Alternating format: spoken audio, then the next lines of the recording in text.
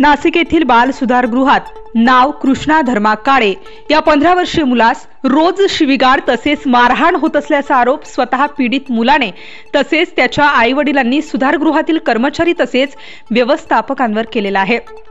सविस्तर वृत्त असे की कृष्णा धर्मा काळे हा 15 वर्ष वयाचा किशोर माननीय न्यायालयाच्या आदेशाने 10-12 दिवसांपासून नाशिक उंटवाडी येथील मुलामुलींची निरीक्षण गृह व बालगृह या ठिकाणी ठेवण्यात आला होता।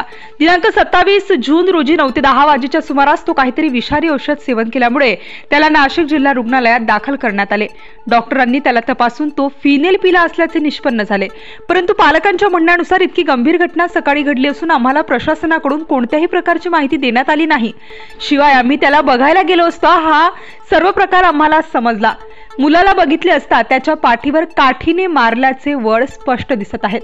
खरं तर या ठिकाणी खूप मोठा प्रश्न उभा राहतो, तो म्हणजे बाल सुधारगृहात मुलांना घाण शिव्या खाण्यासाठी आणि लाकूड आणि पाईपाने मारण्यासाठी मार खाण्यासाठी पाठवले जाते का?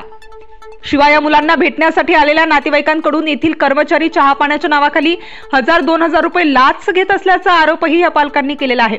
एका पालकाकडून 1000 तर दिवसभरातून किती पालक या ठिकाणी येत असतील आणि त्यांच्याकडून किती मोठ्या प्रमाणात पैसा या ठिकाणचे कर्मचारी अधिकारी घेत असतील याबाबत निपक्ष चौकशी होणे गरजेचे आहे। शिवाय हे प्रकरण इथल्या इथेच मिटवण्यासाठी त्यांच्या पालकांवर निरीक्षण गृहातील कर्मचाऱ्यांकडून दबाव टाकला जात असल्याचे कृष्णा काळेच्या पालकांनी सांगितले आहे। या संदर्भात मुलाचे वडील व आई यांनी अधिक माहिती दिली। काय प्रकार घडला तुमच्या मुलासोबत, काय सांगा? मुलाला आहे ना अटॅक केली। कशा संदर्भात अटॅक? आता ते सुनबाईने आमच्या कंप्लेंट केली होती, तर त्याच्यावर पण आहे ना 503, 504 अशी केस लावली।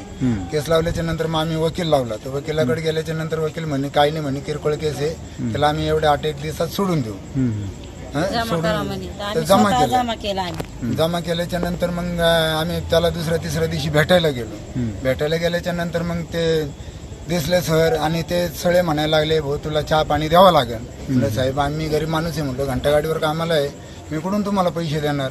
नाही म्हणे तर द्यावं लागेल। तरी मी मंजूर झालो, म्हणलं साहेब मी 500 रुपये देतो। ठीक आहे म्हणे, इथं कॅमेरे लागेल, इथं नाही द्यायचे म्हणे, तर गेटच्या बाहेर चाल म्हणे। गेटच्या बाहेर जाऊन मग ते आमच्याकडून दर हप्त्यातून म्हणजे 2दा आम्ही भेटायला गेलो होतो, 2दा आमच्याकडून एकदा 500 घेतले, एकदा 700 रुपये घेतले। आणि आता त्याला आहे ना रोज मारहाण करायचे, जेवण पण नव्हते देत त्याला। त्याची हालत पहा तुम्ही कशी झालेली आहे। त्याला मारहाण करून आणि त्याला पायजन पाजलं का काय केलं, आता त्यांच्या कब्जामध्ये होता, त्याच्यामुळं आम्हाला काही मध्ये जाऊ नाही देत नव्हते, आम्हाला फक्त गेटच्या बाहेरूनच भेटून द्यायचे। त्याला इथं कधी आणलं?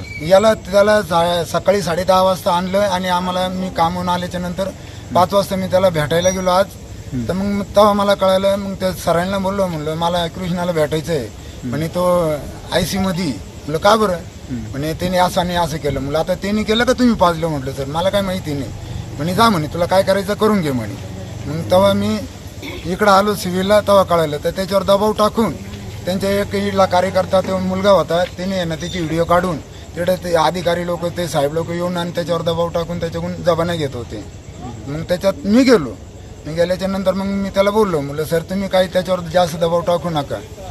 तेव्हा आम्ही काही दबाव नाही टाकतो, आम्ही सांगतोय म्हणे आमच्या शेवटी नोकरीचा प्रश्न आहे। म्हणजे मला काय घेणं आहे नोकरीची, मी तुम्हाला हातपाया पडत होतो, दर 2 दिवसाला येऊन तुम्हाला चहा पाणी देत होतो, तरी तुम्ही माझं ऐकत नाही। आपलं नाव सांगा। माझं नाव आशा धर्मा काळे। काय प्रकार घडलाय तुमच्या मुलासोबत? माझा मुलगा आहे ना 8-15 दिवसापासून इथं रिमांड ढोरला आहे, तर आम्ही रोज जायचो तिथं भेटायचो। रोज तर नव्हतं जात, कारण आम्ही कामधंद्यावाले रोज जात नव्हतं, आम्ही हप्त्यातून एकदा जायचो। तर ते लोक काय म्हणायचे, इथं नाही मुलगा, पैसे नाही, पैसे द्या तेव्हा भेटायला या। आम्ही कामधंद्यावाले हातावरले, आमच्याकडे काही एवढा पैसा राहत नव्हता। नाही तर मग काय म्हणायचे, इथं भेटायचं नाही, चला निघा म्हणे बाहेर। आम्हाला एक दिवशी आम्हाला गेटून बाहेर काढून दिलं। बरं ठीक आहे, आम्ही गेलो बाजूला सरकून गेलो। त्याच्यानंतर काय म्हणायचे, पैसे आणा तेव्हा तुम्हाला आम्ही भेटू देतो। बरं ठीक आहे, आम्ही एक टाइम 700 रुपये दिले, एक टाइम 500 रुपये दिले। त्यानं गेटच्या मदत नाही घेतले, गेटच्या बाहेर येतात, मग म्हणतात असा हात मागे घेतात, मग म्हणतात पैसे द्या। बरं, तुमच्याकडून पैसे कोणी घेतले होते? महेंद्र सर, प्रकाश सर तिथं कामाला आहेत। तर बरं ठीक आहे, आम्ही ते बी करायचो का मुलाला भेटावं म्हणून आम्ही पैसे द्यायचो। पण मग 15 दिवसाच्या नंतर आम्ही त्याच्या कस्टडीमध्ये माझं पोरगं ठुलं मी का, तर म्हणे तुमच्या पोराला एक केसाला बी धक्का नाही लागणार। बरं ठीक आहे, आम्ही तुमच्या जबाबदारी ठुलं, पण मग माझ्या पोरांनी जहर खाल्ल्याच्या नंतर त्या पोराला जबाबदार कोण होतं? आम्ही आई बापाला तुम्ही सकाळची 11 वाजता इथं आणून टाकलं, आम्हाला 5 वाजता कळवत आहे. बरं ठीक आहे, त्या टायमाला बी आम्ही हे झालो का आम्हाला कळवलं का बरं नाही, फोन केले का बरं नाही तुम्ही? परत माझ्या सुनाला मुलाला काय म्हणतात का कोणाला सांगू नका, घरच्यांना बी कळवू नका. का कळवू नका? त्याला आईबाप नाही का? हा, आईबाप आहे, भाऊ आहे, सगळे त्यानं कळवायला पाहिजे ना आम्हाला.